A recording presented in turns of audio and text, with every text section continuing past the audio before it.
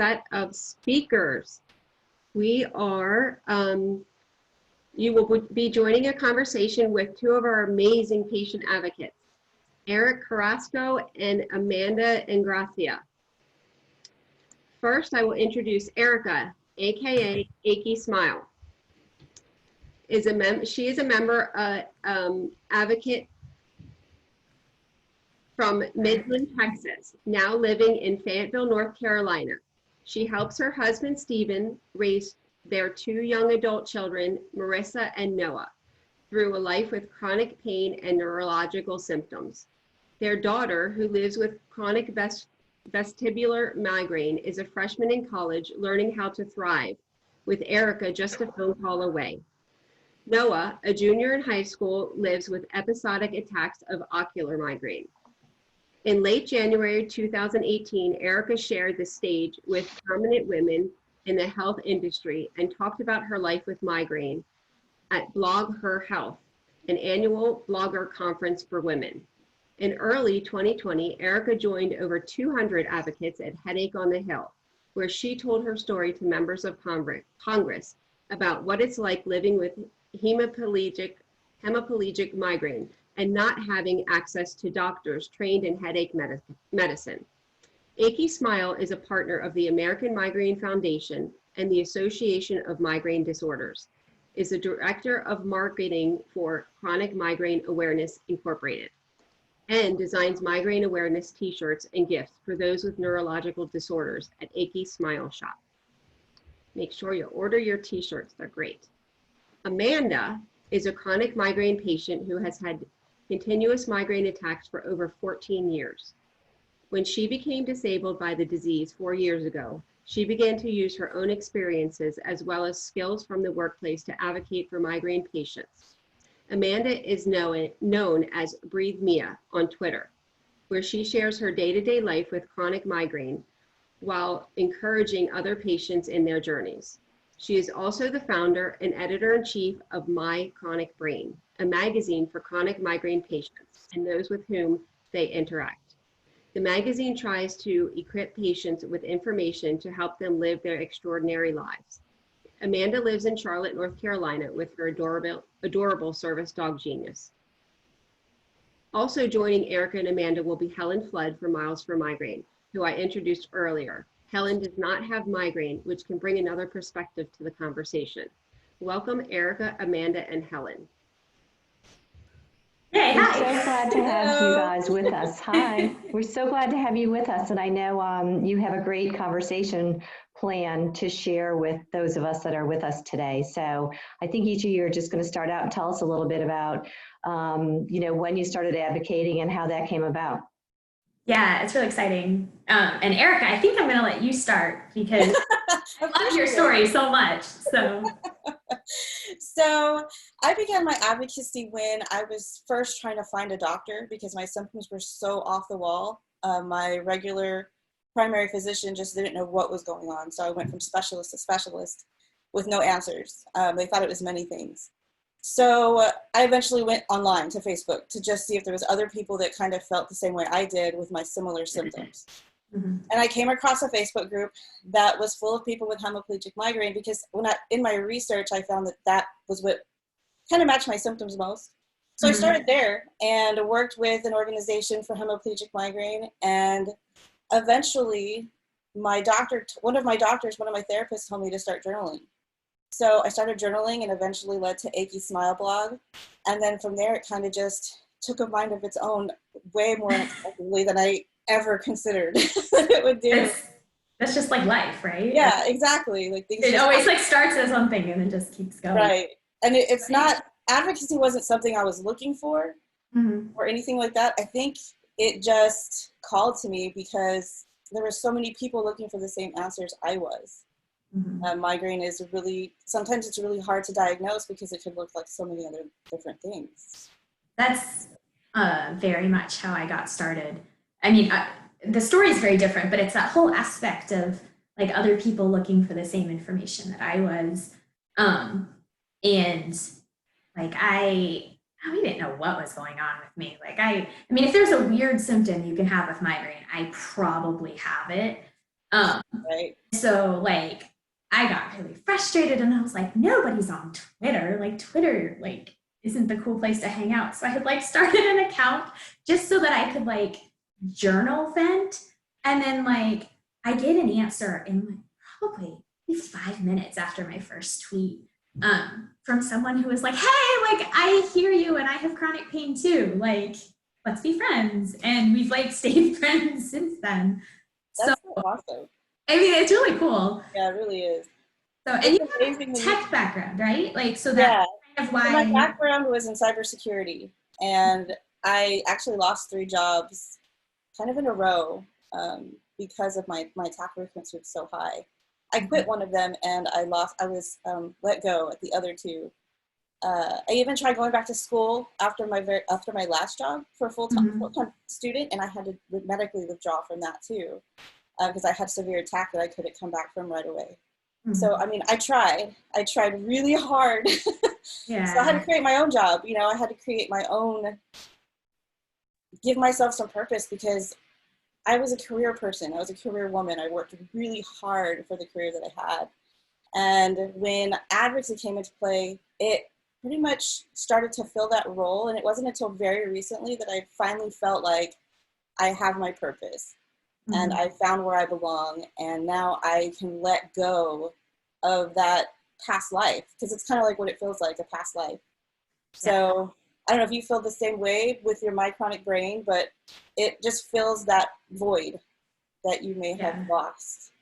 And I'm just gonna say, I'm sorry, you guys. I know I'm supposed to be looking at the camera to see you. I'm looking at Erica, like as to her. So, but I mean, that is very much what happened with the whole thing. I mean, my life changed in literally 24 hours. My attacks had gotten so bad that in the span of 24 hours, I went from being like completely independent to completely dependent on other people. Right. Because you have hemiplegic migraine too, right? Yeah, and it wasn't diagnosed right away. So kind of like this whole journey of what's wrong with you? Are you having strokes? Are you, making it up? Because a lot of people will doubt your pain, even doctors. And I mean, that's advocacy for me. A lot of it was learning to, kind of stand up for myself with doctors. But I miss work. I like working. I enjoy working. I enjoy using my skills. And so for me, advocacy was just kind of born out of my desire to use skills. I like art and I like words and I like teaching. I taught for years. So, I mean. What did you teach? I taught English as a second language. Oh, that's so cool. Yeah, I loved it. I don't think I knew that. I don't know if you did. But I mean, it's the same sort of things you do with advocacy, where you break down things and you kind of meet people where they're at, and you're very much sharing something that's close to your heart. So in the classroom, I was teaching English, which is, my heart language. And then in migraine advocacy, I'm teaching what I'm learning about living with chronic migraine. So I find it interesting that you both started on the path to, what we refer to as advocacy out of what your skill set was. So Erica, where your therapist said journal, you're kind of like, well, I'm not really a journaler because I'm more of a tech. And that's why for your own well-being, you started this blog almost to journal. That was your form of journaling. And the same for you, Amanda. You turned to Twitter because you felt, well, I can at least just like dump everything out there. And it was funny that you said at the time, not that many people use Twitter. Oh, it's so wrong. So you did that for yourself, and now it's turned into this major platform that brings the community together. So I guess my next question to you is, how has advocacy changed your experience with migraine? Oh, that's a good question. I think, at least for me, it has been incredibly empowering. So I feel like migraine took.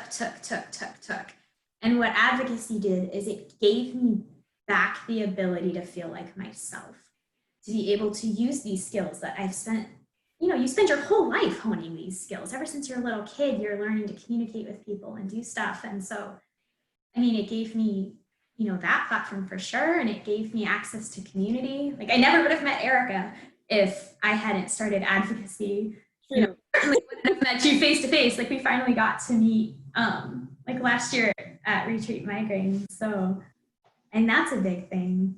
I know, Erica, one of the things we talked a lot about, and I don't want to miss this because I think it was so important, was that whole concept of being like selfish versus having self-care. And I know like when I started advocacy, everybody would say, oh, you're an advocate. And I'm inside, I'm like, this is so selfish because what I'm doing is what I need to survive.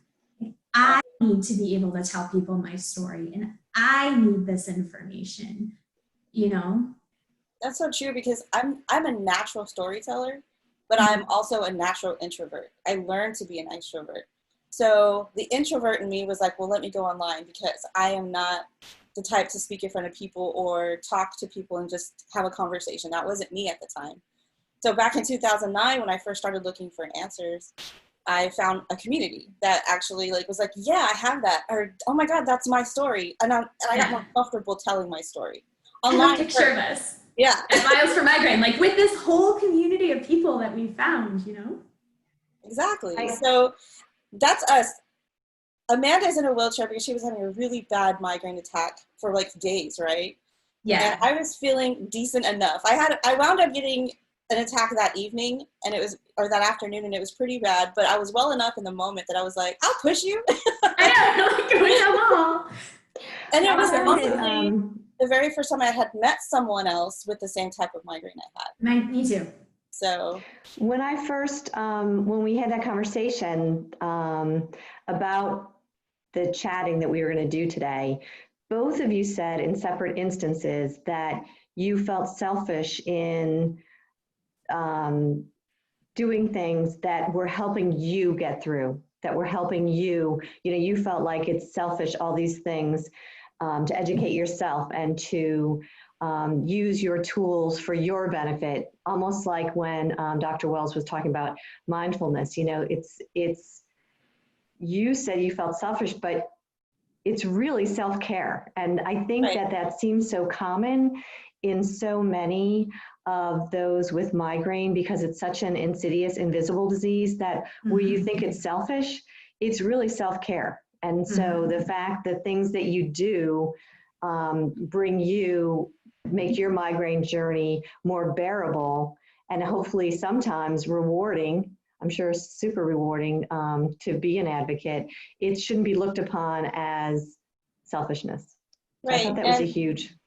I know I was 100% against therapy when I was first diagnosed because my doctors were like, oh, you need to see a therapist. You must be under like tons of stress. It was a negative way of telling me I needed to seek counseling. And I had that from several doctors in the beginning, several, and it was that same tone that I was told that information. And now that I actually do go to therapy, I went on my own after still several doctors told me, but they told me in a different way. They told me, you really need to start thinking about going to therapy to learn how to live with chronic migraine. And if I had been told that in the beginning that way, I would have gone right then and there because that's what I wanted to do. I wanted to learn how to live my best life, right? So when I went and I talked to my first therapist, she had told me, she was like, you're going to feel really guilty in the beginning because self-care feels selfish at first. And you have to remind yourself that you can't be there for other people if you can't be there for yourself first. So you have to be able to do that so that you know how you'll learn basically how to maybe shorten your attacks. If you can't stop them, at least you can maybe try to shorten them, with mindfulness and things like that we learned earlier. And so I practice that now. I even have an app for my phone. And I've talked to my husband. I even gave him the whole conversation I had with my therapist. I said, look, it may seem like I'm being selfish sometimes, but this is what I need to do to feel like a good mom and a good wife, because living with chronic migraine, it takes me away from them so much. And that's where that comes in. What would each of you, advocacy is a powerful word, but for some people, they're quite intimidated by it. And they think, as you did, Amanda, in the beginning, like, well, I can't be an advocate. What gives me any point of reference on being an advocate? So what would you say to someone out there who's just like in that same position now in their journey where they're like, I can't be an advocate. I mean, what would I do? How would I begin? Well, you're here. If you're sitting watching us right now and you are here, you are already an advocate. I mean, a big part of advocacy is educating yourself about migraine and how to live with the disease. I'm actually going to go back really quick to this slide. That's my nephew, and I'm insanely proud of him because he learned about migraine by watching me, how I was handling it when we visited him, and we would have conversations about it. And they're very small things for me to do. And I hadn't realized how big of an impact that it had on him. He's 7, and he actually did his whole science fair project on what migraine is. And he had these whole theories, like he made these cute little packs that could be hot or cold, and he wanted to know about it. But in me sharing my experience with him, which was very natural, I turned into a little 7-year-old advocate. So I think start small, like your day-to-day. I agree with that. Like with my kids, they're 18 and 19 now, but like my daughter's had migraine since she was 7, and my son's had migraine for a while, but it didn't become more often until very recently this year. So they are both advocates in their own right. They're not online or anything like that, advocating like I do. But if someone sees me not feeling well in the middle of attack, or if they're not feeling well in public, they will verbalize. I had to teach them how to advocate for themselves at the doctor. Like my daughter left for college and I'm not there. So she would call me, but she would basically have to advocate for herself. So advocating to your doctor or to a therapist or to another healthcare professional is becoming an advocate, because you're talking for yourself. You don't have to advocate for other people. You start with advocating for yourself first. Yeah. And it eventually, if that's your calling, you will start to advocate for everyone else, because you feel like you're part of a family at that point, because so many people don't have someone else that understands. And so they seek the community. And in our community, we're like really strong and right there with you. And we'll send virtual hugs and gentle hugs all around. And that's just where you feel like you belong. And you become an advocate eventually, if you don't feel like one in that moment. But you already are from the very beginning. I mean, I had people saying like, I had started my chronic brain and I still didn't consider myself an advocate, because I mean, I pictured these advocates as, they fly and they speak at conferences, and like I have myself speaking in this picture. That's like the one other speaking engagement that I've done. And it was Miles for Migraine, because I love you guys. She did amazing. Aw, she did too. It's, if you're able to help someone else on their journey, or you're able to help yourself in your journey, that is advocacy. And we make it into this huge thing that it just doesn't have to be. So just suggesting to someone, or if they tell you, I get these migraines, or I get these headaches. Most people don't know the right terminology. So they'll be like, yeah, I have these headaches, but they're really bad. I can't even get up for the whole day. And in your mind, you're like, oh, well, you're probably having a migraine, right? And so you tell them, well, maybe you should consider seeing a headache specialist. Maybe you'll get better answers. Like, that's a form of advocacy. You're just giving information. And that's what it boils down to. That happened just recently to me. I was talking with this person and she was like, okay, so tell me about migraine again. And so I was telling her, she's like, what are the symptoms? And so I just basically said, like, you get a headache usually on one side of your head, and light hurts and noise hurts. And I get a message from her like a little while later. She's like, I went to my doctor. I have migraine. I felt like I helped somebody. Like, it was so, and it feels selfish to be like excited about it, but that's part of sharing your story. You're allowed to feel happy that you help other people. Yeah. You both mentioned the other day when we were talking another point that I see all the time in this amazing community, and that is how you really lift each other up, and you are so happy when you hear that something works for someone, or they tried something and it works. And even though you might be in a really bad place, you're happy for the other person. And I just was so impressed by how, what a beautiful sentiment that is in this time, sometimes in a world where people, aren't always kind to one another. And it would be very easy to say, or, have negative feelings because, oh, this person, wow, that worked for them and it's not working for me. And I feel like this migraine community is the exact opposite. They're like, let me share, this works for me. The other person says, I'm so happy. And then you're like, okay, I'll try it too. What can we all try? How can we all lean on each other and build each other up? So I just commend the community for being that way.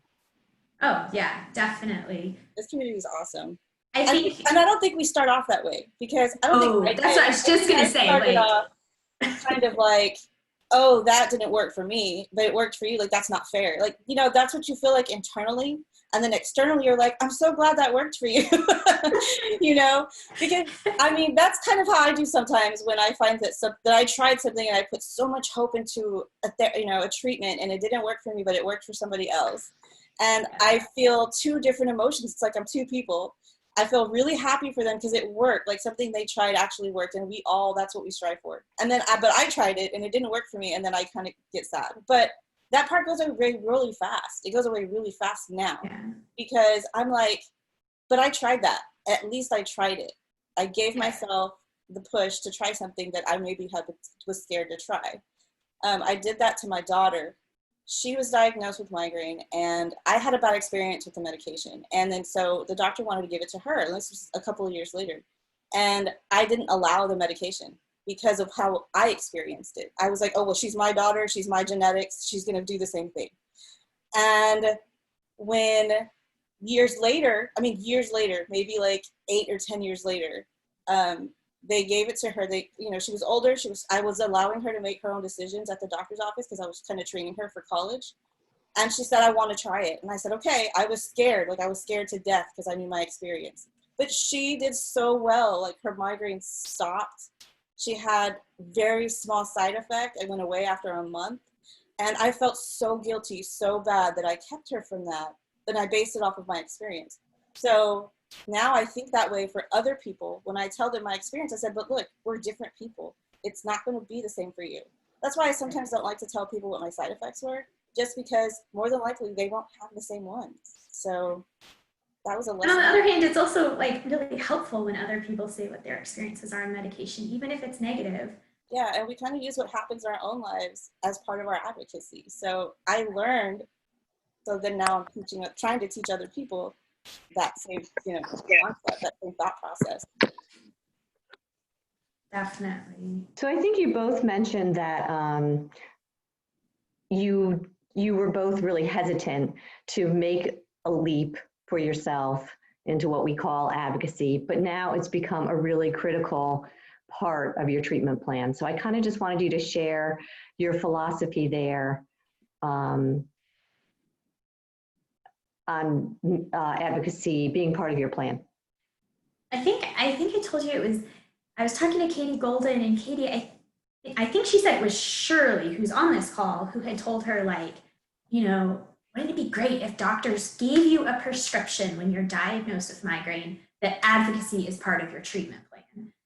And I wish they had, and I wish a doctor had told me, how important it is. There's so many different aspects, and it's become a cornerstone of my treatment. It gives me an outlet to express myself. It gives me the ability to learn and make informed decisions on my own treatment. So that's my answer for that. It's a good question. It is a good question.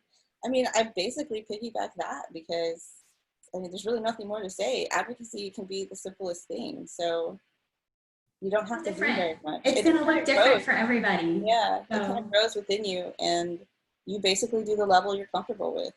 Mm-hmm. If that's joining a support group, that's all you have to do, because you're advocating with other people who feel the same way you do. Mm-hmm. If it's just coming to these events, that's right. Fantastic. Like, kudos to you. Share a post, if you feel comfortable with that on social media, share someone's post, and that's advocating. If it's